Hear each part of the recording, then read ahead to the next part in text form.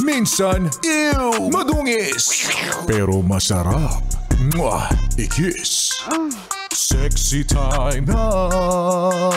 Sexy Megan!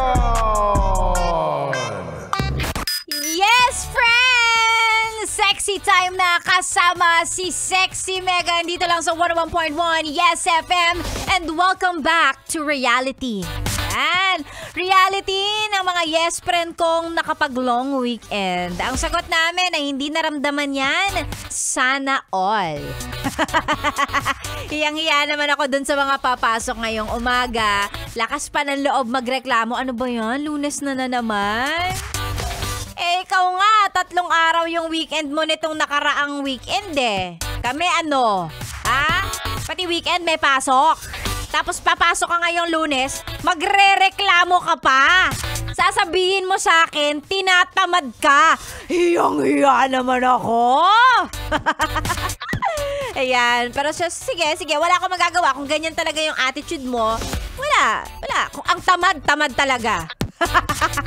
Hindi mababago yan overnight eh. Pero syempre, good morning na lang sa mga masisipag, hardworking. Yan. Mga alipin ng salapi, mga yes pre nating nakatune in na kay Sexy Megan. Tuloy-tuloy tayo hanggang mamayang tanghali. Para sa mga pa-shoutout na hindi natin babasahin, maliban na lang kung may kasamang selfie, katabi ang radyo. Pag sinend mo sa Facebook page ko, ay nako, automatic yarn.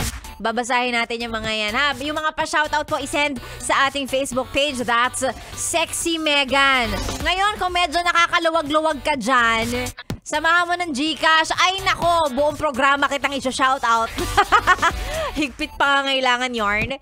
Sexy Megan na po ang iyong kasama. Siyempre dito lang sa 101.1 Yes FM. Tuloy-tuloy muna tayo sa mga kantang pampagising, pampaganda ng iyong Monday morning. Here's Iris, Goo Goo Dolls. Good morning!